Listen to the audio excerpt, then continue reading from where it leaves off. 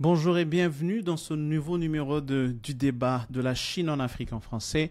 Mon nom est Christian Géronéma, je suis l'éditeur francophone du projet Afrique-Chine et je suis l'éditeur Afrique du China Global South Project. Le China Global South Project est un média en ligne et un centre d'analyse qui couvre les questions chinoises en Afrique et dans les pays du Sud, en Amérique latine, en Asie du Sud-Est, mais aussi et surtout, comme j'ai dit au début, en Afrique, parce que c'est là qu'on a commencé. On avait commencé comme le China and Africa Project et on s'est élargi pour devenir le China Global South Project. Et ceci est l'un des segments que nous produisons dans le China Global South Project où nous couvrons en français certains sujets de l'actualité de la Chine en français. Et donc de la Chine en Afrique, et nous le faisons en français. Je suis heureux de vous avoir pour ce décryptage. Et aujourd'hui, je vais aborder une question qui fait la une de l'actualité depuis de temps en temps dans les relations Chine-Afrique depuis déjà plusieurs mois.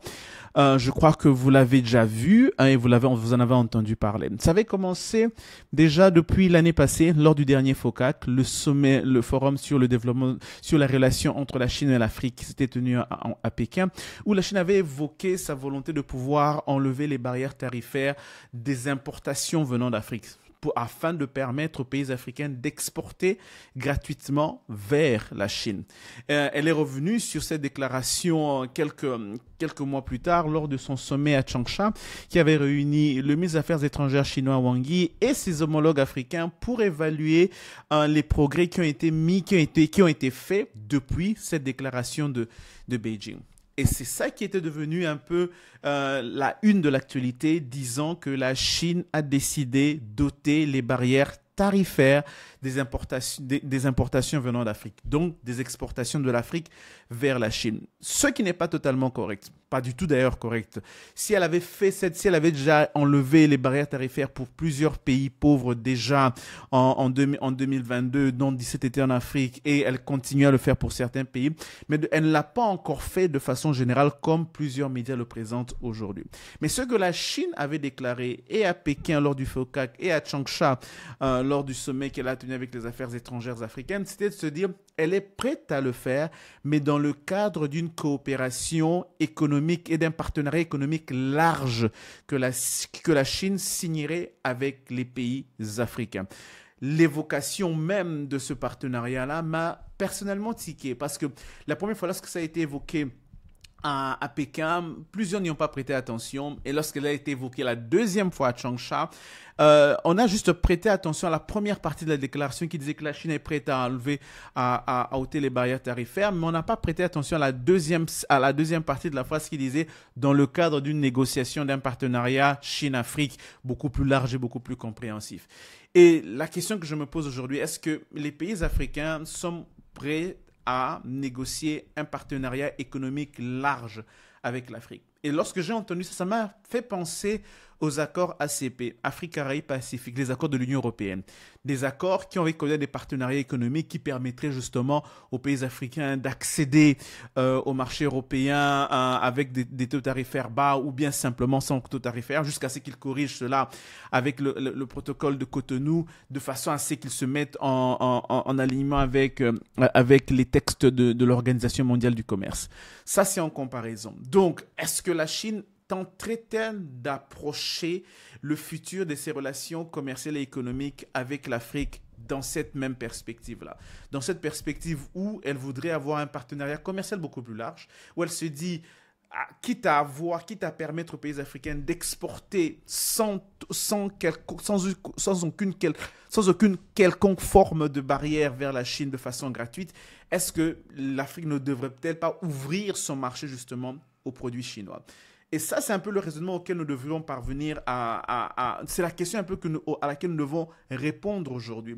Parce que lorsque dans la déclaration du FOCAC en septembre dernier, lorsque la Chine l'évoquait, elle l'évoquait dans une perspective où non seulement il s'agissait des questions commerciales, économiques, mais aussi des questions d'investissement, garantir un cadre général où les investissements chinois se passeraient de façon stable, de façon ordonnée, dans un cadre prévisible. Et je vais vous mettre le texte à la fin pour voir, le texte sera en anglais, mais je vais vous le mettre à la fin pour que vous voyez les mots qui ont été utilisés, le contexte dans lequel ça a été évoqué lors du FOCAC, ce qui inspire, ce qui évoque le fait que Pékin entend et envisage un partenariat beaucoup plus large, beaucoup plus global, non simplement commercial et économique, mais aussi en termes d'investissement économique avec les pays africains. Et comme je l'ai dit au début, est-ce que les pays africains sont prêts à cela? Jusque-là, aucun pays africain n'a réagi ou n'a fait de commentaires dans ce sens-là.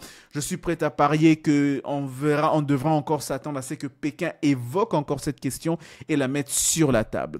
Mais avant que les pays africains y répondent, je voudrais mettre ce débat avec vous pour y réfléchir.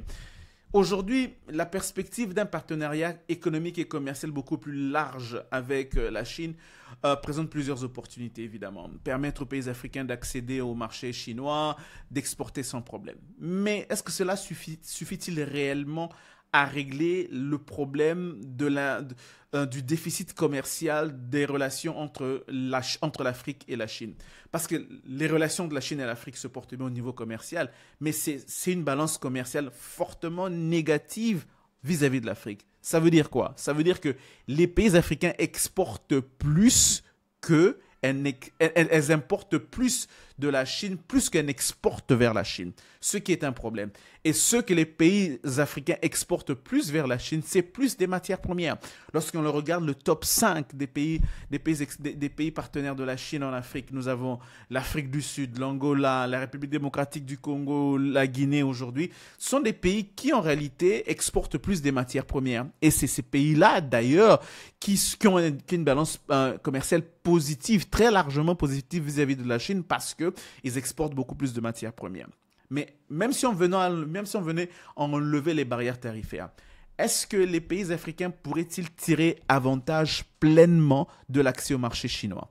17 pays africains avaient bénéficié de cette mesure depuis 2022. Très peu en ont profité, quasiment aucun de ces pays n'en a profité. La réalité, parce que ces pays ne sont pas compétitifs au niveau commercial et économique. Ça veut dire quoi? Ces pays ne produisent pas le type de produits qui, même lorsque vous enlevez les barrières tarifaires, vont être attractifs aux consommateurs chinois. Et donc, la question que je me pose aujourd'hui, un partenariat commercial et économique large comme celui-là avec la Chine, oui, sur le papier, ça ouvrirait certainement le marché africain aux produits chinois parce que ça voudrait dire par exemple que la Chine pourrait se dire, écoutez, j'exporte mes produits vers la Guinée, je suis sûr que ça va arriver dans d'autres pays de la région sans barrière tarifaire. D'autant plus que l'Afrique est en train de négocier son propre cadre économique et commercial, le ACFTA, Africa Free Trade Agreement, ce qui permettrait d'avoir un marché commun avec des exportations qui s'échangent entre les échanges commerciaux qui se font entre les différents pays sans pour autant qu'il y ait des taxes qui soient imposées. Donc, dans ce contexte-là, est-ce que la Chine ne bénéficierait-elle pas davantage d'un accord commercial et économique beaucoup plus large avec l'Afrique, alors que l'Afrique, elle, dans ce contexte qu'est le sien, où il n'y a pas encore de compétitivité en termes de produits manufacturiers, il n'y a pas encore de compétitivité en termes de qualité de produits qu'elle exporte, n'en bénéficierait pas. Et donc, pour moi, c'est de se dire si ce genre d'accord commercial doit être signé, ce genre de partenariat commercial doit être signé, il faudrait que ce partenariat produise beaucoup d'intérêts économiques et industriels pour l'Afrique. Donc, ça veut dire qu'il faudrait que les pays africains se disent comment la Chine peut-elle nous aider à développer notre industrie manufacturière, non seulement dans le secteur minier, mais dans d'autres secteurs de la transformation économique industrielle pour nous permettre de produire des produits qui pourront être consommés dans le marché chinois. Si ces partenariats ne permettent pas de transformer qualitativement le tissu industriel africain de façon à ce que l'Afrique produise des produits qui sont consommables en Chine, en Europe, aux États-Unis, dans le reste du monde, développé et même dans les autres pays en voie de développement, je ne pense pas que ce genre de partenariat pourra réellement bénéficier au continent africain de façon à ce que nous puissions réellement en tirer avantage. Jusque-là, la Chine met sur la table le fait que les relations commerciales entre la Chine et l'Afrique c'est 300 milliards de dollars, c'est vraiment une grosse consommation, c'est beaucoup d'échanges. Mais lorsqu'on y prête attention, c'est des échanges encore déséquilibrés qui doivent être fortement améliorés et pour laquelle l'Afrique doit faire beaucoup d'efforts pour pouvoir combler le déficit commercial qui distingue ces relations commerciales-là avec la Chine. Et donc, je voudrais savoir ce que vous pensez. Est-ce que l'Afrique devrait s'engager dans ce partenariat-là? Et si elle doit s'engager dans un partenariat similaire avec la Chine, quelles sont les conditions auxquelles elle devrait penser? Quels sont les prérequis qu'elle devrait mettre sur la table de façon à ce que cet accord, à la différence des accords Afrique-Caraïbes-Pacifique avec l'Union européenne, qui ont complètement échoué, que cet accord soit réellement bénéfique au continent africain. Donc, je vous laisse avec cette question-là, matière à réflexion, mais c'est là où la Chine veut aller dans ses relations commerciales avec la Chine. Non seulement dans ses relations commerciales, mais dans ses relations avec l'Afrique. Elle veut bouger et prendre l'Afrique dans une vision générale où elle veut que l'Afrique soit pas d'un remodèlement du système international, et ce qui passe par le fait qu'elle veut se présenter comme le partenaire commercial et économique privilégié du continent africain.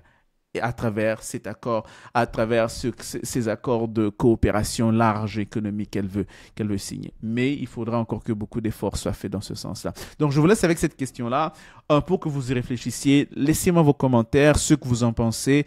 Nous allons éventuellement revenir sur cette question dans un prochain numéro pour savoir quelles sont les dernières évolutions, quels sont les derniers commentaires qui en sont sortis.